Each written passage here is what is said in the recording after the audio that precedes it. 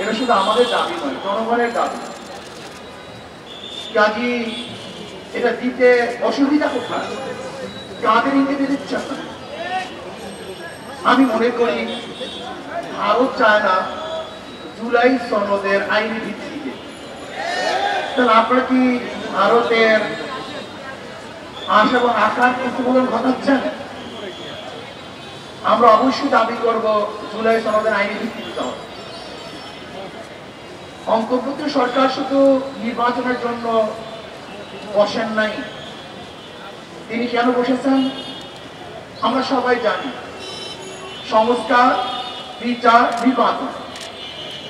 আপনি সংস্কার না করে কিভাবে নির্বাচন দেন? দৃশ্যমান বিচার না করে আপনি কিভাবে নির্বাচন দেন?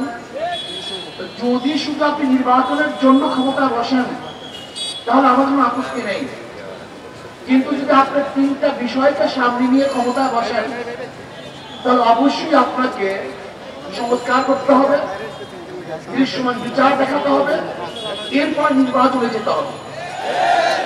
নির্বাচন কোন পদ্ধতিতে হবে? ইসলামী আন্দোলন বাংলাদেশ অনেক আগে থেকেই দাবি করছে পিআরসি নির্বাচন। 2008 সালের নির্বাচন ইশতেহারে ইসলামী আন্দোলন বাংলাদেশে স্পষ্ট ঘোষণা করেছেন যে পিআরসি নির্বাচন দিতে হবে। পিআর সিস্টেমে নির্বাচনের ফায়দা কি, উপকারিতা কি, এ বিষয় ইতিমধ্যে আমার মনে হয় জনগণ বুঝে ফেলতে জেনে গিয়েছে। এমনকি বর্তমান জরিপে দেখা যায় 80% জনগণ পিআর এর পক্ষে। পিআর এর বিপক্ষে কিছু নাই তাই বলবো না। ঔষধ যখন সেবন করি সেখানে লেখা থাকে এর প্রতিক্রিয়া কি, সাইড এফেক্ট কি আছে। পিআর এর ব্যাপারে দুই একটা সাইড এফেক্ট নাই তাই বলবো, কিন্তু দেখতে অধিকাংশ ভালো না মন্দ। যদি পিআর এর খারাপ থাকে 1%, ভালো 99%। পিআর এর বিপক্ষে বক্তব্য দেওয়া যায় 2%, তাহলে পক্ষে বক্তব্য দেওয়া যায় 98%।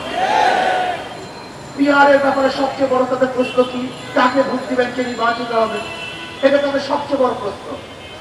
স্থিতিশীল গভর্নমেন্ট হবে না, স্থিতিশীল সরকার হবে না। আমি তাদেরকে প্রশ্ন করতে চাই, ধরে নেন আজকে যে পদ্ধতিতে নির্বাচন হচ্ছে সেখানে যদি এককভাবে কেউ সংখ্যাগরিষ্ঠ অর্জন না করে, সংখ্যাগরিষ্ঠ না পায়, তাহলে সেই পার্লামেন্টের অবস্থাটা কি হবে? সেটা দুর্বল পার্লামেন্ট। যদি কোয়ালিশন সরকার গঠন করতে হয় সে পার্লামেন্ট তো দুর্বলই হয়। তাই বর্তমান পরিস্থিতিতে পদ্ধতিতেও তো দুর্বল পার্লামেন্ট হওয়া সম্ভব। আর পিআর সিস্টেম নির্বাচন কিন্তু বিএনপি আপত্তি থাকারই কথা না, কারণ তাদের একজন উঁচু পর্যায়ের বক্তা বক্তব্য দিয়েছেন, উঁচু পর্যায়ের নেতা বক্তব্য দিয়েছেন যে 90% ভোট তাদের। যদি 90% ভোট তাদের হয় তাহলে তারা আসন পাবে 270-এর উপরে। তাতে এককভাবে সরকার গঠন করতে পারছে, সমস্যা কোথায়? আর ঝামেলা মুক্ত সরকার গঠন করতে পারবে। পিআরসি নির্বাচনের ব্যাপারে তো যা বিএনপি বক্তব্য দিয়েছেন, কি বলছেন? তিনি জাতীয় সংসদ গঠন করবেন, জাতীয় সরকার গঠন করবেন। তা জাতীয় সরকারটা কিভাবে হবে আমাকে বলুন? সবার সম্মিলিত যে সরকার হয় সে সরকারটাই তো জাতীয় সরকার হয় না, একক সরকারকে জাতীয় সরকার বলা হয়।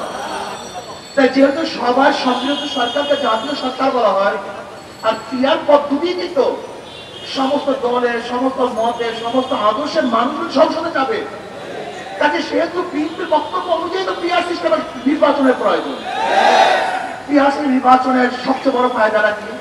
পেশিস তৈরি হবে না, কালো টাকা সরাসরি হবে না, পেশির শক্তি ব্যবহার করতে পারবে না, ভোট চিন্তাই হবে না, কারোর ভোট বিফলে যাবে না, বসবে না।